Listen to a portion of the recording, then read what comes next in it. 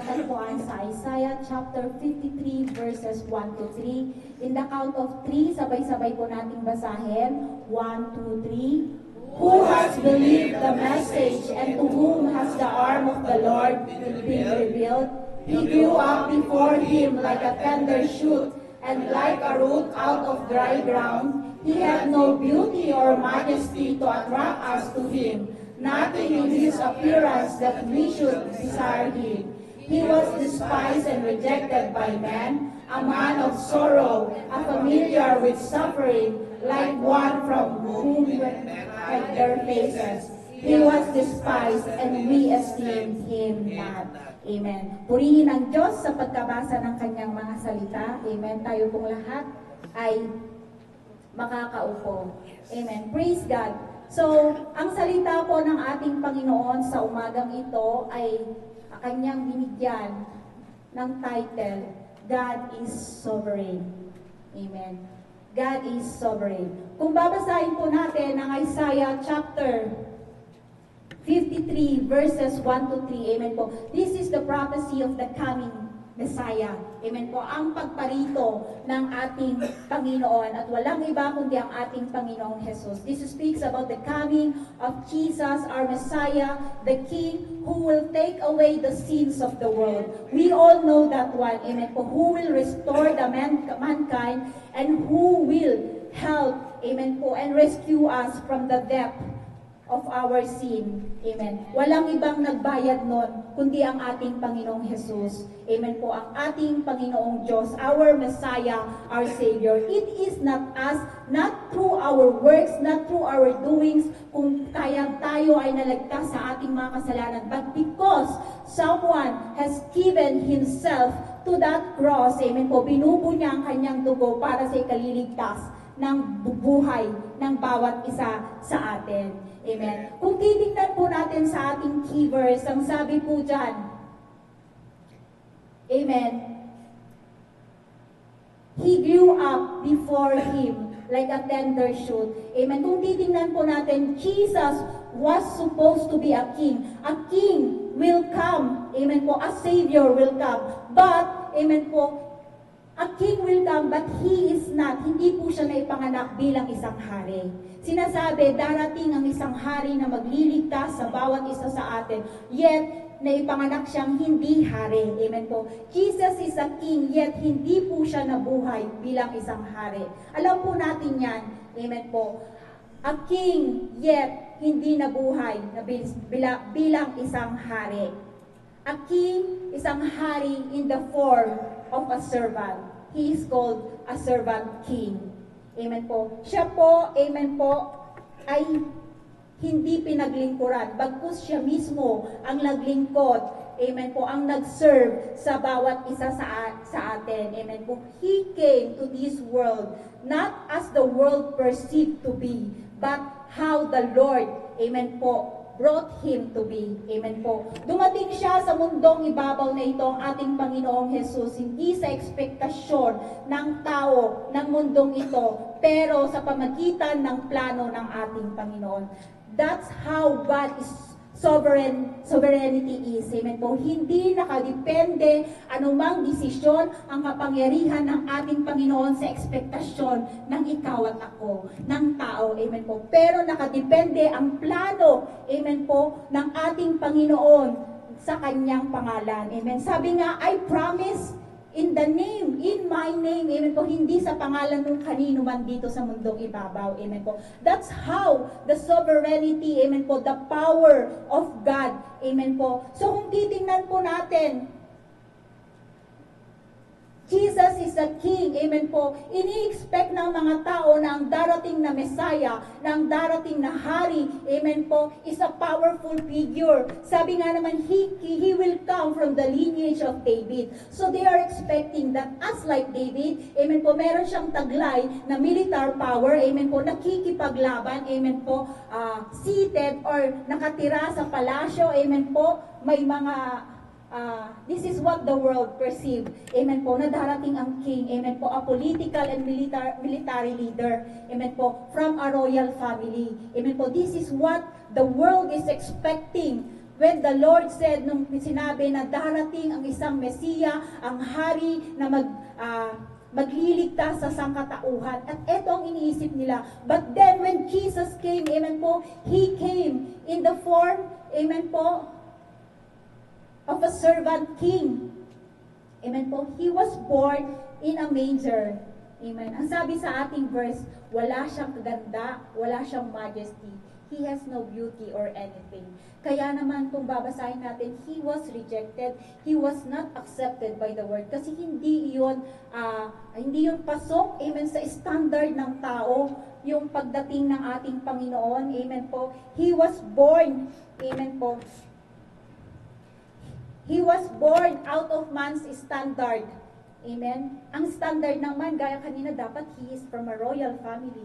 He has a military power or political power. He holds a political power or a military power. Pero nung dumating, he was born in a manger, not in the palace. Amen po. Wala siyang ganda, wala siyang karangyaan. Amen po. He was born in a manger in a small village. Amen po. In a small village. Amen po. Wala siyang He was born not from a royal blood. Amen po. But he was born from the son of a karpintero. Amen po. Ang tatay niya ay isang karpintero. So kung titingnan po natin, he born, amen po, in humility, not in military power. Amen? Yung humble origin niya, kung mababasa po natin ang sabi sa ating key verse, amen po, shoot from the ground. Amen? So that's how, amen po, that's how God groomed Jesus as a king, as a Messiah, as a Savior. He did not groom Jesus as how the world expected Him to be, but He groomed Jesus, our Messiah, our King, our Savior, amen po, according to His plan. Because this is the plan of God. Ito ang plano ng Diyos, amen po, sa pagdating, amen, ng ating Panginoon. Amen. Kung babasahin po natin sa Philippians chapter 2 verses 6 to 8, who being in a very nature God did not consider equality with God something to be grasped, but made himself nothing, taking the very nature of a servant, being made in human likeness and being found in appearance as a man, he humbled himself and became obedient to death, even death on the cross. Amen. So kung titingnan po natin, amen po, ang ating Panginoon, yung humble origin ng ating Panginoon, yet His very nature is God. Hindi niya po yun kinonsider as being, amen po, para mag-take advantage, amen po. He did not grasp it, amen po. He made Himself nothing, amen po, taking the very nature of being a servant. Amen. God turned the expectation of this world upside down. Amen po. Very opposite of what the world is expecting. Very opposite kung ano yung mga ini-expect natin. Ganun tayo minsan, nag-i-expect tayo ng mga bagay. Amen po. Pero yung mga bagay na ini-expect natin, hindi pala yun yung ibibigay sa atin ni Lord. Hindi pala talaga yon. Amen. Kasi yung ini-expect natin, opposite sa nais ibigay ng ating Panginoon. Amen. Bakit? Amen. Hindi kailanman, amen po, mapapaganap kung ano yung nais natin, but it is always the will of the Lord that will stand, that will last. Amen po. Not our will, not our standard, amen po, but the standard of the Lord. Minsan, sa paningin natin, yung standard ng ating Panginoon, hindi maganda. Amen. But take note, He is God. He is omnipotent. He is omniscient. He knows everything. We are just His creator. He is the creator. Amen po. And His standard is the best standard among. Kahit sa paningin natin, hindi maganda yung standard. Amen po. Kung titingnan po natin, ang standard ng tao dapat marangya. Amen po. Pero ang standard ng ating Panginoon, hindi ganun. Hindi nadadaan sa status ng buhay na ito ang standard ng ating Panginoon. Amen po. Let us be reminded, nasa atin man lahat ng karangyaan, amen po, pera at lahat, amen po, even the authority, even the, posisyon sa mundong ito, pero hindi iyon ang tinitingnan ng ating Panginoon. God is not looking, amen po, sa status ng bawat isa sa atin. He's looking, amen po, yung plano niya sa bawat isa sa atin. Yung original na inilagay niya sa bawat isa sa atin. Yun yung tinitingnan niya sa bawat isa sa atin. Amen? Praise God po. Amen. So, kung titingnan po natin,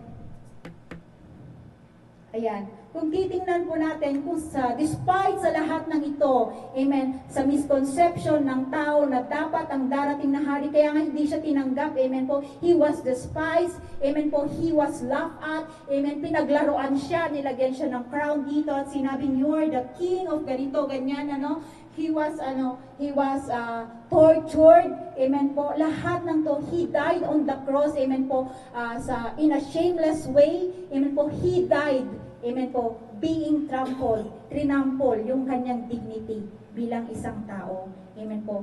Yun ang naranasan ng ating Panginoon. But, amen po, despite sa lahat ng nangyaring iyon, amen po, pangit man sa paningin natin, amen po, pero mas nanaig pa rin ang plano, amen, ng ating Panginoon sa naganap na iyon. Amen po. The entrance, amen po, or the coming of Jesus into this world may be not perfect in our eyes, amen po, may be unaccepted in our eyes, but, amen po, the end, amen po, the end of what, amen po, God does, amen po, sa pamagitan ng ating Panginoon is very perfect. Amen. Why, amen po? It costs us our salvation, the salvation of you and me. Yung kaligtasan ng bawat isa sa atin. Jesus fought, amen po, not through force, as the world sees. Amen po. Dahil itong tingin ng tao, ng mundo, bilang tagapagligtas, dapat kailangan marunong kang makipaglaban physically. Through force, amen po. Kasi yun yung tinitingnan nila, yun yung ginawa ni David. Amen. But Jesus, amen po, win, amen po, nanalo ang ating Panginoong Hesus hindi sa pamagitan ng pwersa, pero sa pamagitan ng pagsunod at pagsurrender sa ating Panginoon at pagganap sa kalooban sa plano ng ating Panginoon sa Kanya.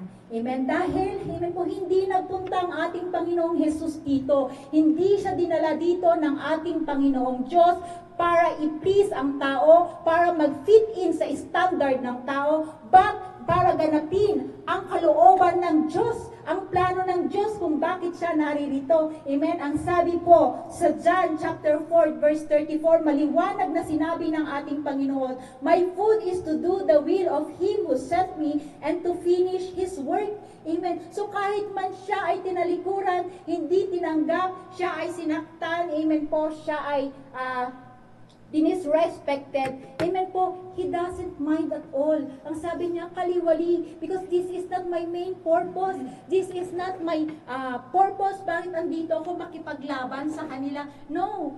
The Lord is so focused, amen po, sa kanyang purpose at maliwanag sa kanyang pagparito, amen, para ganapin ang pinapaganap sa kanya ng nagdala sa kanya dito sa ibabaw na ito. Amen po. Nawa, ganito po tayo mga kapatid, amen po. Every one of us has the purpose, amen po. Maliwanag na sinabi, amen po. In general, ano po ang purpose kung bakit tayo naririto? Bakit binigyan tayo ng buhay ng ating Panginoon? It's because to give Him, amen po, glory. Para mabigyan ng glory ang ating Panginoon, Diyos. Amen po, sa buhay ng bawat isa. Beside that, amen po, dapat kaliwali na po. We're not meant to do it already. Amen po. Kung hindi makakapagbigay lugod sa ating Panginoon, amen, wag na po natin gagawin. Amen. Sabi nga, my food is to do the will of the one who sent me and to finish His work. Amen. Praise God po. Hindi po tayo magiging tayo kung nasaan tayo ngayon. We will not be here in this place. We will not be so joyful as we are today because of the joy that God gave us. Amen po. Because the peace that God gave us and because of the grace of God. Hindi tayo naririto. Wala tayo dito kung hindi dahil sa lahat ng ito, kung hindi dahil sa ating Panginoong Diyos na pinagmumulan ng lahat ng ito. Amen, praise God. Ang Diyos, amen po, inorchestrate niya ang lahat ng bagay single-handedly, autonomously, amen po, without the help of anyone. Amen po, without the power of anyone. powerful that we know, amen po, without the resources of anyone, amen po, but with His power alone, amen po, sa pamagitan ng kapangyarihan lamang, sa pamagitan ng kanyang plano lamang, amen po, inorchestrate niya ang lahat ng bagay na ito. Ang sabi nga po, amen po, sa Proverbs, chapter 16, verse 33, the lot is cast into the lap, but its every decision is from the Lord. Amen. Tandaan po natin, ang lahat ng desisyon, amen po, na mga nagaganap, amen po, nasa Panginoon. Amen. Ang hawak. Siya ang may hawak. Marami tayong mga bagay na ginagawa, amen po, marami tayong gustong gawin, gustong pero at the end of the day, amen po, it is always, amen po, the decisions of the Lord that will stand. Kaya nga tayo ay tinuturuan bilang mga mananampalataya sa ating Panginoon, amen po. We have so many plans in life, amen po, but let us put in our mind that at the end of the day, let us acknowledge the will of God. Ang siyang maganap, not our plan. Kasi ang ibig sabihin, if we acknowledge the will of God at the end of all these things, we are just telling, Lord, Ikaw ang may hawak ng buhay. Ikaw ang may hawak sa buhay ko. Amen. Ano man ang nais ko, I entrust to you. Maganap ang iyong kalooban. This should be our attitude bilang mga mananampalataya. Minsan mahirap. Amen. Madalas pala mahirap because sometimes we feel like, Lord, kasi hindi ito ang gusto ko. But let us always see kailan namali ang plano ng Diyos sa ating buhay. Hindi po yan namali. Tayo mismo ang nagmamali sa kung ano ang tama at tunay na plano ng Diyos sa buhay ng bawat isa sa atin. Sa pamagitan ng ating mga choices. Our choices alone. Amen. So, let us always be guided. Amen po. Sa ating mga decisions. Amen po. Let us always be guided by the Lord. Amen. So, sino makakapag-isip? Amen po. Na yung taong ito na they rejected, amen po, humiliated, crucified, at lahat na ng ginawa, the worst things that you could ever think ginawa na sa ating Panginoon, siya pala yung magliligtas sa bawat isa sa atin. Amen po. Siya pala yung Messiah, and He is the real and authentic King. Not the King that the world, amen po, formed according to the standard ng mundong ito. Amen? Dahil, makikita po natin, dahil alam ng Diyos, amen, kung nung mga nauna nakikita nila ng pagdating ni Jesus na sinasabi na Mesiya, ay hindi siya yung totoong King, amen po, pero sa tingin ng ating Panginoon, siya talaga yung hari. Amen? Ganun po tayo, may mamagabagay tayong nakikita na hindi tama, pero sa paningin ng ating Panginoon, tama. Kaya napakahalaga na sa lahat ng bagay, amen, na gagawin natin in every decisions, sa lahat ng pupuntahan natin, napakahalaga na hilingin natin yung guidance ng ating Panginoon. Kasi madaya minsan yung ating paningin, madaya minsan yung ating judgment, madaya minsan yung ating mga nakikita. Amen. Kaya napakahalaga na yung decision natin, Lord, samahan mo ako. Is this the right way or this one? Amen. Is this the right decision or no? So, let us always seek God. Amen. Dahil, ang sabi ng ating Panginoon sa Isaiah chapter 55 verse 8, your thoughts are not my thoughts, nor your ways not my ways. Amen. Napakaliwanag po yan. Amen po. For my thoughts are not your thoughts, neither are your ways my ways. It is always opposite. Totoo po yan. Bakit? Kasi we always cling sa ating flesh. Yung nais natin. Amen. Whether we like it or not, whether we admit or not, lagi po nang nauuna, Lord, I like this. I want this. I. Kailan ba naging parte na, you Lord. This time you Lord. Lord, you first before me. Pero lagi na lang, I. Amen. We are all guilty of that. Amen. But this is a reminder to each and every one of us.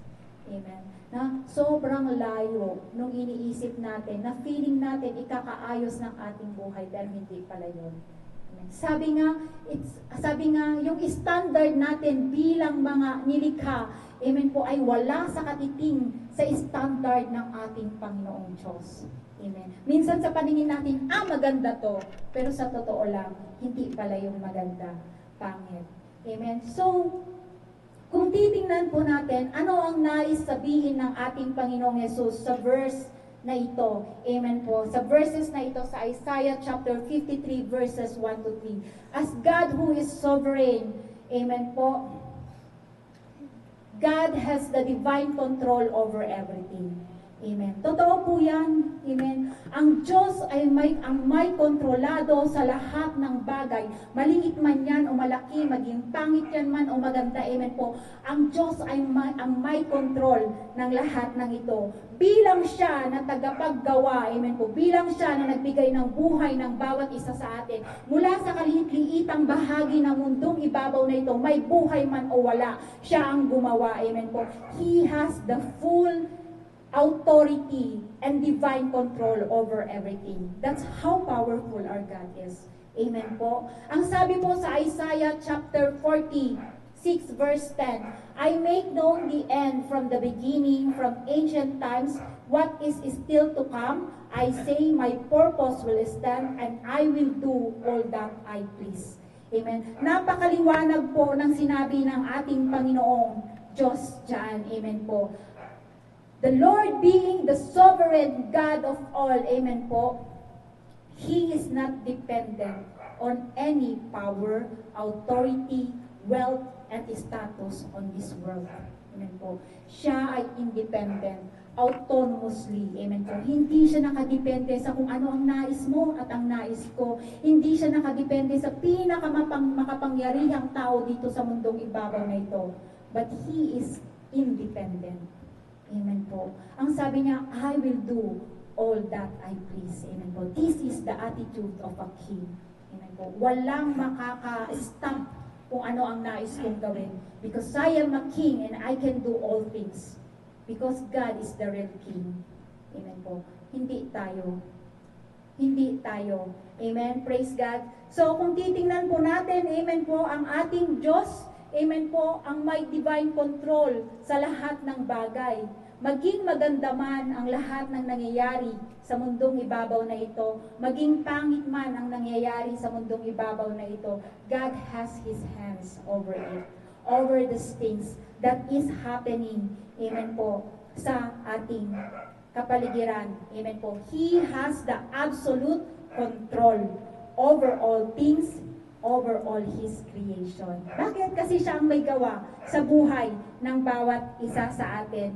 Amen po. Sabi nga sa meditation ng Kuya Josh, amen po, alam ng Diyos ang lahat ng bagay because He is a God who is omniscient, omnipotent, and omnipresent. Amen po. God is able in everything. Alam niya ang lahat ng bagay and everywhere He is present. He knows what is happening. God hears, God sees, God knows. He is not sleeping. He never slumbers like we do. Amen. That's how God is. Amen po. Ganyan po ang ating Panginoon.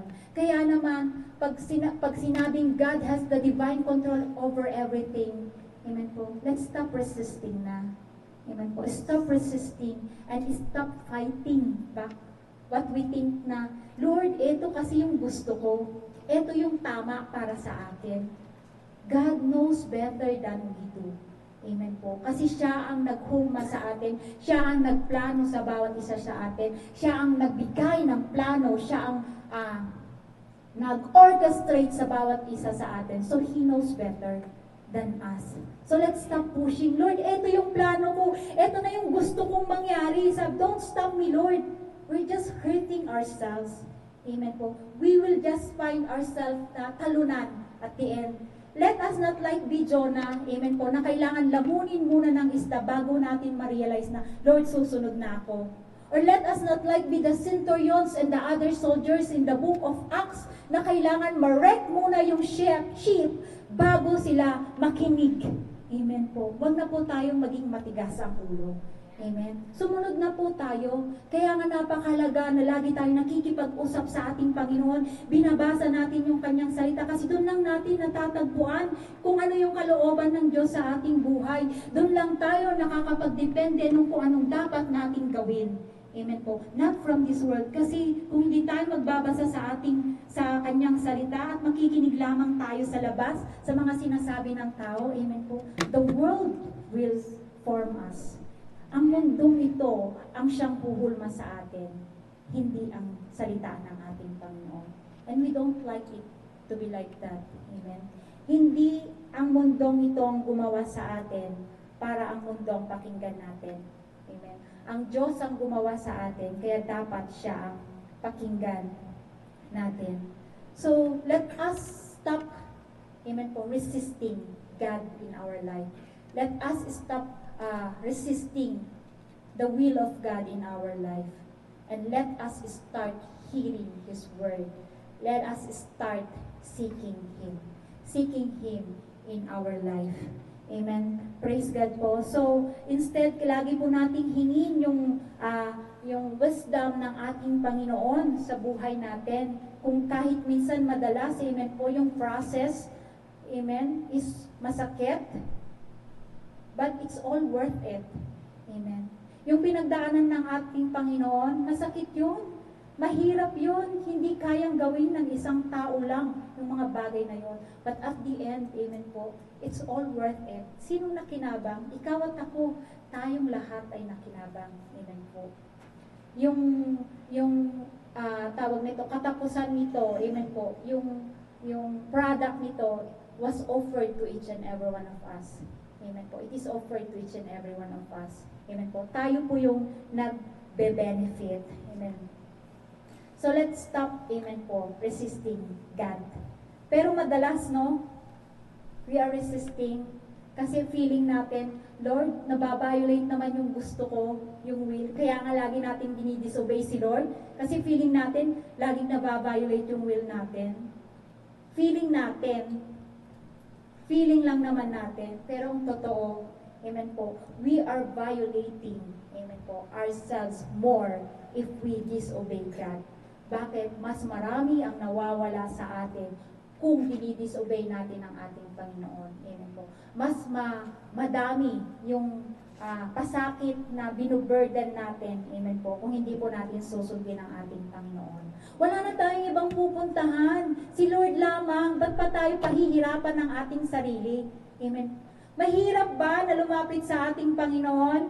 Kasi hindi ko nagagawa yung gusto ko. Is it all about you? Remember the reason why you are here.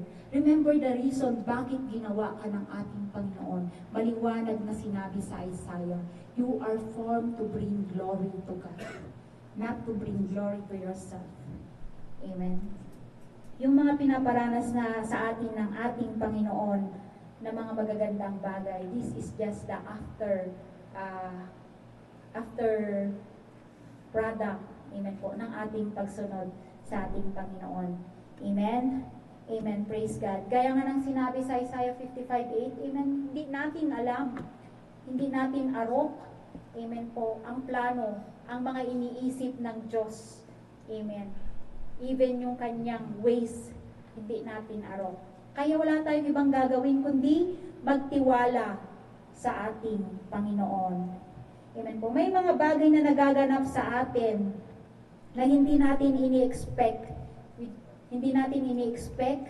Amen po. Hindi natin napaghandaan. Amen. Pero, we are not the maker of our own.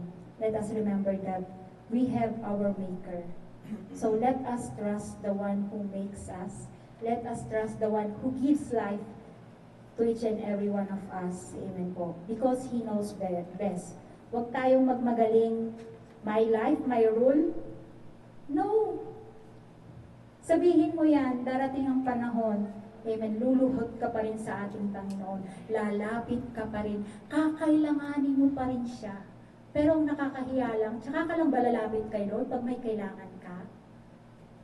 Amen. Well, that's the very nature ng mga tao. Kaya naman sa oras na ito, tayo ay tinuturuan ng ating Panginoon. Amen? God makes us, amen po, God creates us, He owns us. We don't own our life. Amen po. We don't own anything. Kaya magtiwala po tayo sa ating Panginoon. Amen. Alam niyo ba yung reason bakit inorchestrate ng ating Panginoon ang pagdating ng Panginoong Jesus bilang isang servant king? Hindi siyang pinaglingkuran, kundi siyang naglingkod. Dumating siya dito sa pinakamababang form. Amen po. Galing sa pinakamababang status. Amen po, ng isang tao. Amen po. Hindi siya galing sa royal family, pero galing siya sa isang anak ng karpentero. Why? God orchestrated everything this one, amen po, to shame the wise. Those who think themselves, mas marunong pa sila sa plano ng Diyos. Mas marunong pa sila, amen po, sa nais ng Diyos. Amen po. To shame those who think they are wise enough, but they are foolish. Amen. Those who think, amen po, na mas makakabuti sa kanila yung nais nila kaysa yung will ni Lord.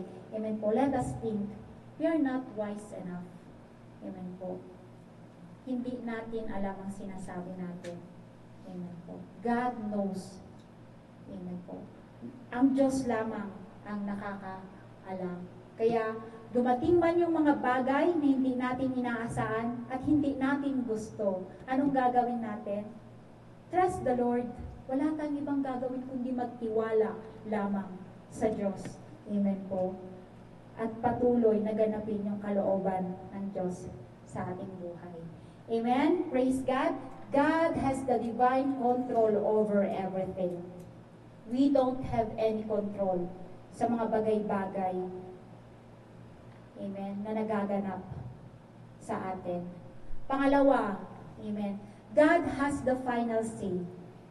Ang Diyos bilang sovereign God, amen po, siya ang may final say sa lahat ng bagay. Hindi ikaw, amen po, hindi yung kapitbahay mo, amen po, not even your parents, amen po, not even this world has the final say to you. Not even you yourself has the final say over you. But God has the final say. Amen po, ang ating Panginoon. Ang sabi po sa 1 Peter chapter 3 verse 22, Jesus has the last word on everything and everyone, from angels to armies.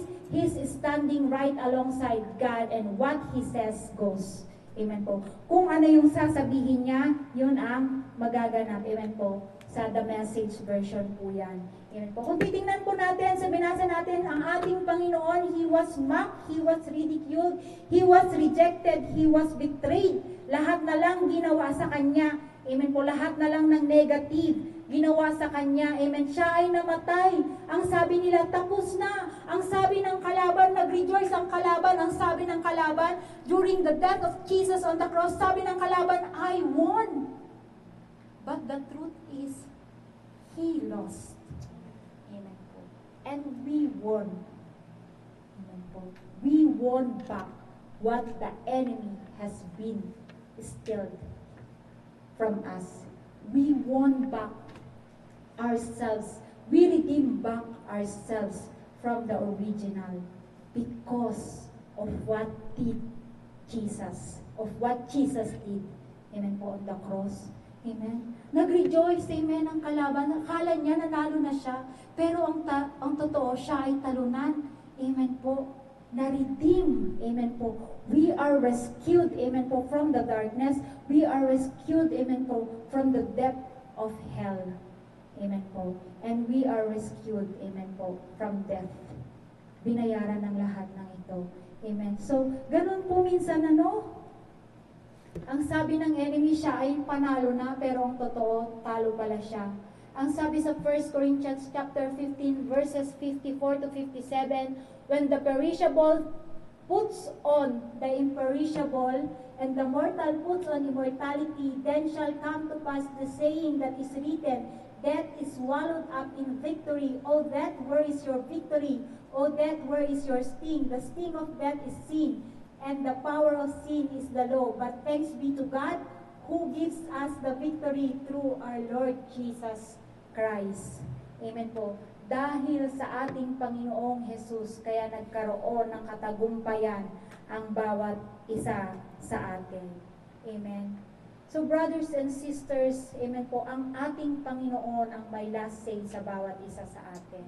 It's not the enemy ang magsasabi na siya ang mananagumpay sa buhay mo. The Lord, amen po. Unless we will allow the enemy to overtake us. Amen po. Amen. And let us not allow, amen po, anyone, even the enemy and even the world, ang maglalagay ng katapusan natin. Amen po. Hindi ang mundong ito or hindi ang kalaban ang maglalagay ng katapusan natin. Amen. Praise God po. So, tandaan po natin, amen, ang ating Panginoong Jesus dumating dito, amen po, not as the standard ng tao, kundi sa standard ng ating Panginoon. Amen po. Ang taong sabi niya, hindi siya ang Mesiya kasi hindi siya ganito, ganyan, ganyan. But He really is. Amen po. Pero hindi niya pinakinggan ang lahat ng ito. Amen po. Nabuhay siya bilang siya kung paano siya inorchestrate ng ating Panginoon. And He served, amen po, His title right, amen po, as the King, as the Messiah, as the Savior. Amen po. Dapat ganun din po tayo mga kapatid, amen po. Let us serve, amen po, right, what God has called us to be. Amen po. We are called to be the sons of God. Amen po. We are destined to be the son of God and not the son of this world. Amen po. We are destined to be in the kingdom of God and not the kingdom of this world. Tandaan po natin yan. Amen po. So, wag po tayong mag-fit in sa kung ano yung standard ng mundong ito. Why? Because we don't belong in this world. Amen po. Let us not fit in to what people says we must have to be. Na dapat maging tayo because they are not our maker. Amen po. They don't know us. They don't know kung anong nilagay ng Diyos sa buhay ng bawat isa sa atin. Amen? We could fit in. Marami sa atin nag-fit in sa kung anong gusto ng mundong ito. Dito ako. Yes, you can squeeze in yourselves to that way, to that how the world, amen po, sees you. But remember, you will not find your place. Yes, may sisiksik mo ang sarili mo sa mundong ito. But you will not find peace. Bakit? True peace comes from the right place. And that right place is in the arms of the Lord. Amen po. In the presence of God. And not in the presence of this world. Amen po. Yung mga kaganapan sa mundong ito. Amen. Praise God. Kung titingnan po natin ang ating Panginoong Jesus, tinawag siyang drunkard, tinawag siyang glutton, amen, tinawag siyang a lowly servant. He was called, tinawag siyang blasphemer, sinabihan siyang he is under the power of Beelzebub. But he rejected all. He just shake it all. Hindi niya yun inintindi. He shake it all. Bakit? Alam niya kung ano ang tingin ng Diyos sa kanya. Ang tingin ng Diyos, alam niya na ang tingin ng Diyos sa kanya that He is my Son, my beloved one. Amen po. He is my King. Alam niya. Amen. Kaya kahit sabihan siya, amen, na drunkard, na glutton, he don't care. Kasi alam niya kung sino siya. Alam niya kung anong tinatayuan niya. Alam niya ang tunay niyang identity.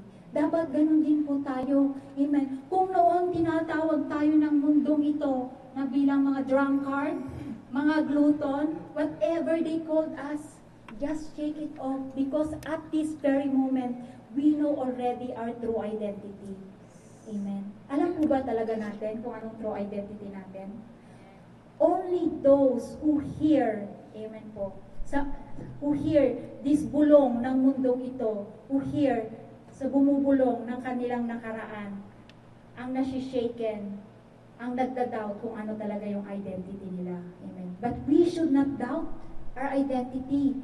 That moment that we accepted our Lord Jesus as our Savior and as our Lord. Amen po. Alam na natin yung totoong identity natin, yung totoong sino tayo. Amen. Hindi ang mundong ito ang magdidikta kung sino ka, at hindi ang mundong ito ang magmo-mobilize kung sino ka at kung paano ka gumalaw. Ang dapat na magdikta at mag-mobilize kung sino tayo at paano tayo gumalaw, walang iba kundi ang Diyos lamang. Amen. Praise God. So let not this world dictate who we are. Remember, amen? Ay, hindi ko naisulat. Remember, ang sabi po, amen po sa 1 Peter, we are a royal priesthood, a holy nation. Amen po. Tayo yun. Amen po. And we are not that one that the world is calling us. Dati yun, yung lumang buhay natin. Pero ngayon, alam na natin kung sino tayo. So let us not be shaken. Ang Diyos ang magsasabi kung sino ka. Amen po. Pero dapat pangatawanan natin at tayuan natin kung paano tayo tinawag, kung paano tayo hinulma ng ating Panginoon. Amen po. We are created into the image and likeness of God. So we belong to God and we do not belong, amen po, on this world. So if the enemy tells us, amen po, otherwise of what God is telling us, huwag kang manahimik. Sabi manahimik, talk back. Sabihin mo, you are wrong. I am a child of God and no longer of this world. Amen po. Let us stand of that identity that God has given to us. Amen. So, mga kapatid, amen po, if times got so rough sa buhay ng bawat isa sa atin, let us always think, God is sovereign. He holds everything. He has the divine power in everything. And if sometimes we lost our track of who we really are, remember, God has the final say to each and every one of us. Amen.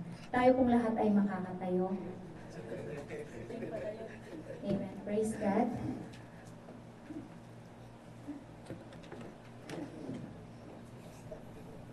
Give up to what the world sees you, but give in to what the Lord sees you.